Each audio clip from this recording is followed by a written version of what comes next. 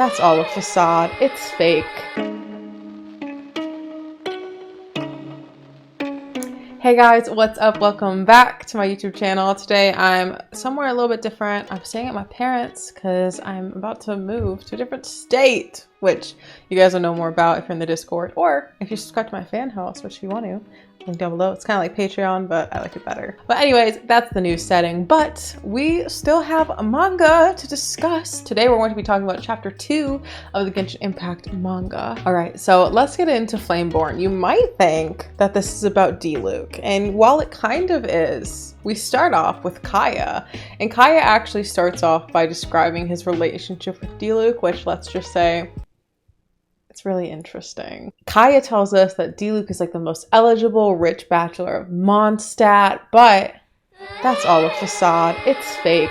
They're actually the same. They're both anti-heroes with attitude problems. That's literally what Kaeya says, which I'm like, true. And the Kaeya also remarks that he finds like over-eager like justice seekers, like people who are like too good to be kind of like amusing and funny. And then we get a shot of Amber.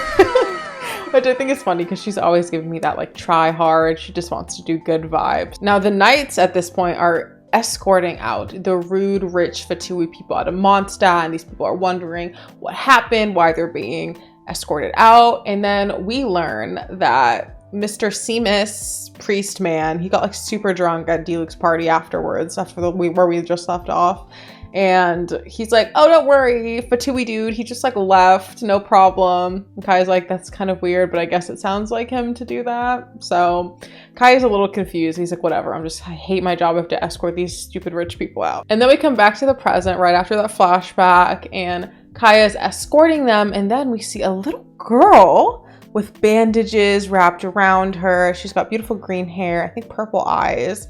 We see her for the first time, which she's going to become very important. So she approaches Mondstadt, but the guards are like really weirded out by her. They're like, hey, listen, like we're escorting people, like it's closed for entry, you're gonna have to come back tomorrow. But then they're like, wait, she looks really sick, maybe she has a plague, don't let her in. And there's like all this kind of commotion going with the guards trying to figure it out. And then this little girl summons like this gigantic dark serpent and then kind of just like runs past them. And it's a type of like magic. It's not an element. We haven't seen anything like this before. Everyone's confused. Jean's confused. Kaeya's confused. Amber confused. Everyone is very confused and trying to figure out what the heck just happened, dude. And then we get into the second part of this chapter, which is basically Jean assigning Amber and Kaeya to figure out what the fuck just happened. And apparently with everything with the serpent, 2 people died and 15 people were injured. People like dying in Genshin, like that. I don't know. I'm not used to it. She's like, you guys need to figure it out. Kaeya, take Amber with you. Figure out what the heck is going on. Then Kaeya, they leave and Kaeya's like, I don't need help. I already know what I'm going to do. Bye, Amber. You can just like take this as your day off. And Amber's like, dude, I'm more than qualified to get this done. She's upset that everyone treats her like a rookie. And then we go to Kaeya. And Kaeya goes to Dawn Winery. It's called Diluc Manor in the comics, but it just is Dawn Winery. It's like the same thing. But anyways, Kaeya shows up there. And the drama unfolds.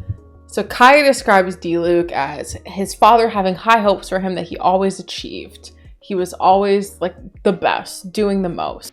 He got his vision at 10 years old. He became the youngest captain in the Knights at 14, and then he turned 18 and he left the Knights and killed his dad. Yeah. Just dropping bombs here, Kaeya. I'm like, okay, can we elaborate? No way Diluc would just like, you know, he wouldn't. Right? Anyways, Kaeya thinks Diluc's behind this stuff. I think this has to do with Diluc having a like delusion because he's suspecting Diluc of using the same magic that girl used. So I think that he's like, oh, you must be behind this because you have that weird thing going on, right?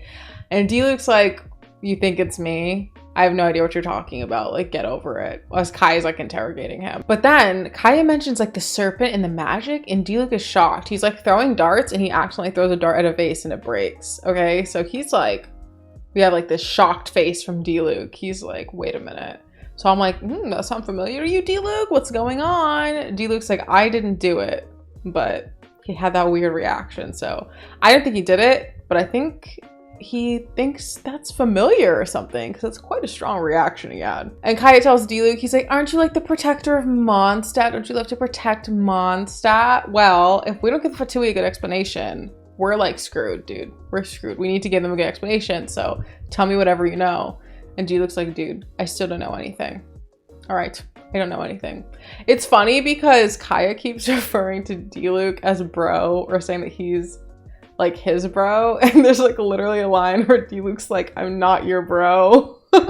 And I don't know why, but that translation is just so funny to me. Diluc is like, Kaeya, listen, protecting Mondstadt is literally your job. Why don't you do it properly, bestie? Like, get out. Like, get out of here. Like, this is your job. And Kaeya's like, fine, I'm leaving, but I'll bring back a new vase to come see you again. Because like Diluc broke the vase, remember? And then Diluc like yells for one of the maids or like butlers or whatever to buy a new vase because he doesn't trust Kaeya's taste and he thinks it's bad. And he's like, see, now you never have to come back. See you never. And Kaeya's like, whatever. And then Kaeya leaves. Diluc and Kaeya clearly aren't on good terms. So I think it's interesting because we know that Diluc apparently killed their dad, but we don't know why Kaeya and Diluc fell out.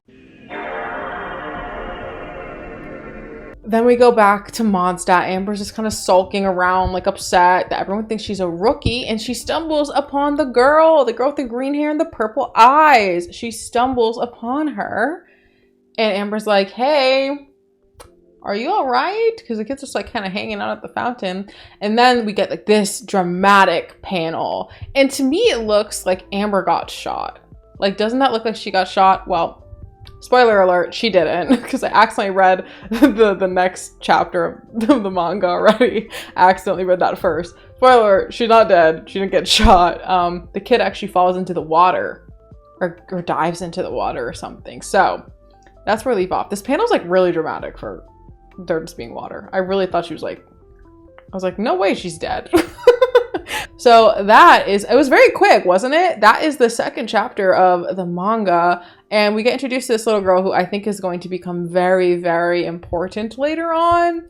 I'm pretty sure I'm right about that from what I've heard. So let's keep an eye on her, guys. I hope you guys liked the video. Sorry that this is definitely a shorter one. So thank you so much to my supporters over on Fan House. It truly means the world to me and helps me out a lot. You guys help me make these videos and just support the content. And I really appreciate it. If you're interested in subscribing to my Fan House, I'll have it linked down below. And you get early access to YouTube videos, a bunch of fun little life updates, access to like a private group chat. It's like really, really fun. And yeah, it's really, really good time. So if that's something you're interested in, definitely click that below. I stream on Twitch sometimes, so come check me out over there. And make sure you hit that like and subscribe button if you enjoy the video. And if you made it this far, I love you almost as much as I love Zhao. You're getting there. If you keep watching the videos, like you're gonna get there, because Zhao doesn't watch my videos. Okay, bye!